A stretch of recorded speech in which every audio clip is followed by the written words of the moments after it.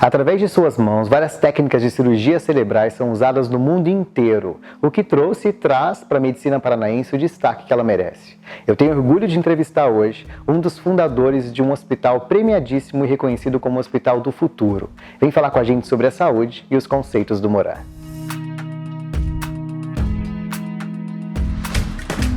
Dr. Ramina, muito obrigado por essa presença aqui no Backstage. Eu fico muito lisonjeado por estar na frente de uma pessoa que salva tantas vidas. E por isso, eu logo te puxo uma pergunta. Como é que começou esse sonho em ser médico? Desde criança eu tive sempre a vontade de ser médico. Quando eu comecei na faculdade de medicina, já no primeiro ano eu já decidi que seria um cirurgião, porque era onde eu achei que eu poderia realmente desenvolver mais assim as minhas habilidades, o meu desejo de ser médico.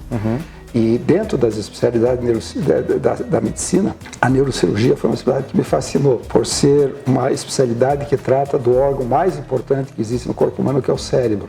O senhor hoje é referência internacional diante do Hospital do Futuro, o Instituto de Neurologia de Curitiba. E hoje, técnicas já foram e são exportadas dentro do Instituto. Comenta pra gente um pouquinho dessas técnicas. Eu tive uma grande felicidade de poder ter feito uma formação em um centro muito especial, que era considerado um dos melhores centros do mundo de neurocirurgia, que foi em Hannover, na Alemanha. Quando eu voltei para Curitiba, eu trabalhei em muitos hospitais. Eu não encontrava nesses hospitais aquilo que eu queria realmente para os meus pacientes. Então surgiu a ideia de a gente montar um instituto que fosse realmente comparável aos melhores centros mundiais da especialidade. E assim nós criamos o INC. E o INC tem sido um pioneiro em várias técnicas na neurocirurgia e também em outras especialidades. Na neurocirurgia especificamente, nós fomos pioneiros, por exemplo, na ressonância intraoperatória, em que o paciente, durante uma cirurgia, ele é transportado e faz uma ressonância para saber se realmente tirou todo o tumor, se tem risco de continuar a cirurgia. Nós também fomos pioneiros,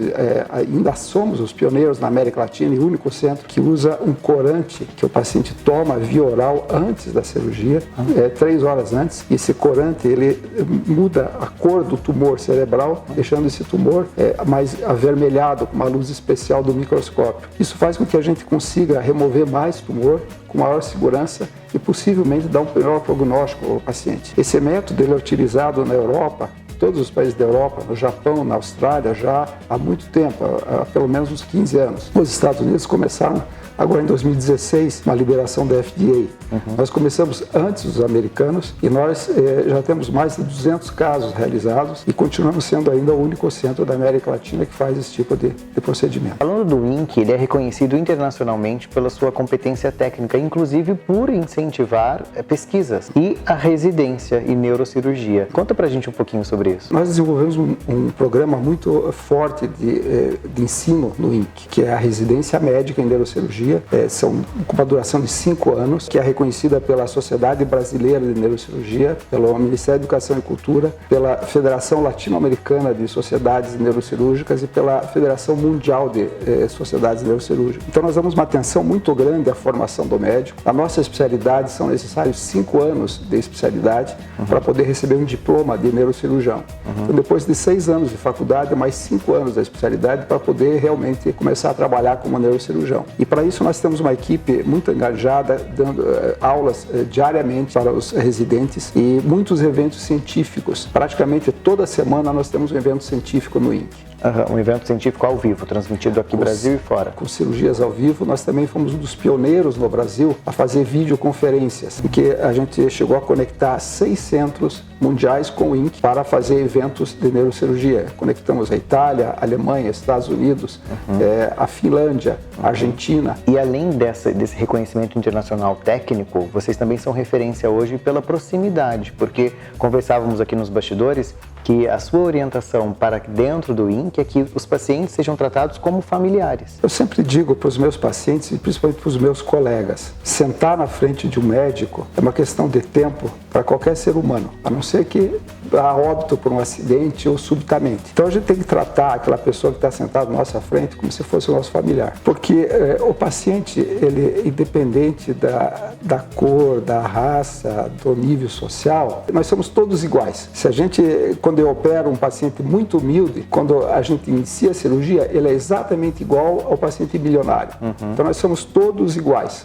Para o médico, o ser humano não tem diferença. A gente sempre tem que ver o paciente como um prolongamento da nossa família, como alguém que a gente tem uma obrigação de ajudar. Aproveitando que falamos de família, vou para um lado um pouco mais pessoal, porque a gente tem uma curiosidade muito forte em cima dos médicos, porque a vida de vocês é muito agitada.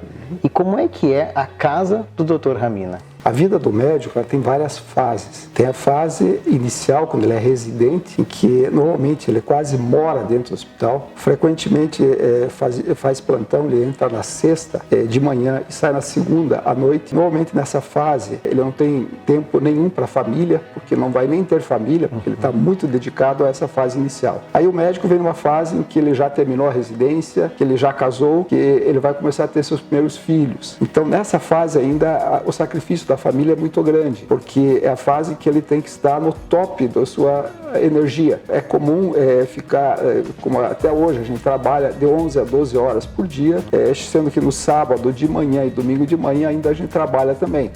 Então é a fase em que a gente tem que estar todo o gás.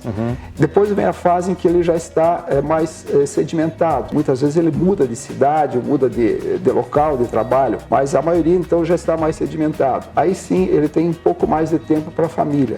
O que acontece é que nesse momento os filhos já estão grandes. E aí a esposa muitas vezes já teve outros interesses. Então é uma vida realmente bastante complicada, mas é importante que a gente goste daquilo que faz. Qualidade de vida é uma coisa muito relativa.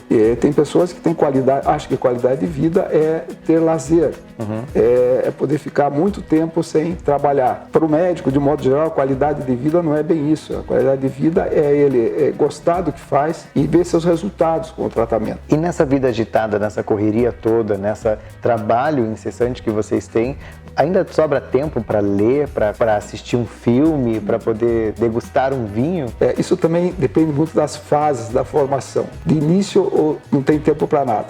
A única literatura, a coisa que a gente lê diariamente, são trabalhos científicos, preparação de apresentações em congressos, no Brasil, fora do Brasil. Depois já vem uma fase um pouco mais tardia, em que a gente já tem toda aquela bagagem teórica, então começa a sobrar mais tempo para a gente ler diversos tipos de literatura, conforme eu gosto, ver muitos filmes. E lógico, quem gosta, tomar um bom vinho. Eu lembro muito bem na minha época que eu dava plantão, em que a gente dorme à noite, mas toca o telefone e do sono profundo, imediatamente a gente já começa a conversar com as pessoas como se tivesse acordado. Fica no subconsciente aquele sentido de que a gente tem que estar sempre alerta. Sempre alerta. E falando de tudo isso, e qual a visão do senhor para o futuro do morar? Isso é muito interessante. Um amigo meu que eu gosto muito, que é o Jaime Lerner, ele tem o conceito de que a gente deve morar muito próximo de onde a gente trabalha, para evitar o deslocamento. E eu dou absoluta razão a ele, porque realmente morar significa a gente poder dar atenção tanto ao trabalho quanto à família. Agora, se o senhor fosse conversar com um médico a respeito da sua saúde, tanto do cérebro quanto geral, quais orientações esse médico passaria para o senhor? Eu acho que seriam as orientações que eu passo. Eu tenho no meu consultório muitas pessoas com mais de 80 anos, que são extremamente ativos. Então eu acho que o mais importante no ser humano, além de ter, lógico, atividade física, uma boa alimentação, não fumar, não beber bebida alcoólica em excesso, é ter planos, ter projetos. A partir do momento em que a gente não tem mais projetos, a pessoa envelhece rapidamente e fica doente, tanto do ponto de vista cerebral quanto físico. Então ter projetos e desenvolver novos projetos é o que mantém realmente o ser humano ativo e bem. E saudável. E saudável. Agora, para fechamento, Dr. Ramina por Dr. Ramina. Eu teria, se eu começasse novamente, eu seria novamente neurocirurgião. Apesar de a paixão pelo que se gosta. Todas as dificuldades. Que gostoso conversar com o senhor, de verdade. Assim como comecei, eu finalizo lisonjeado por estar à frente de uma pessoa que salva tantas vidas e que impulsiona outras pessoas a fazerem isso. Parabéns pelo trabalho. Obrigado em nome de muitas pessoas que dizem, têm essa gratidão por esse seu trabalho escolhido. E, gente, assim é o backstage. Eu até fiquei um pouco emocionado porque, de verdade, salvar vidas não é para qualquer um. E estar diante de um médico que consegue trazer isso para o mundo todo é um motivo de gratidão. E só a IoShi Top View conseguiu proporcionar isso pra gente. Curta, comente, compartilhe e vem com a gente no backstage.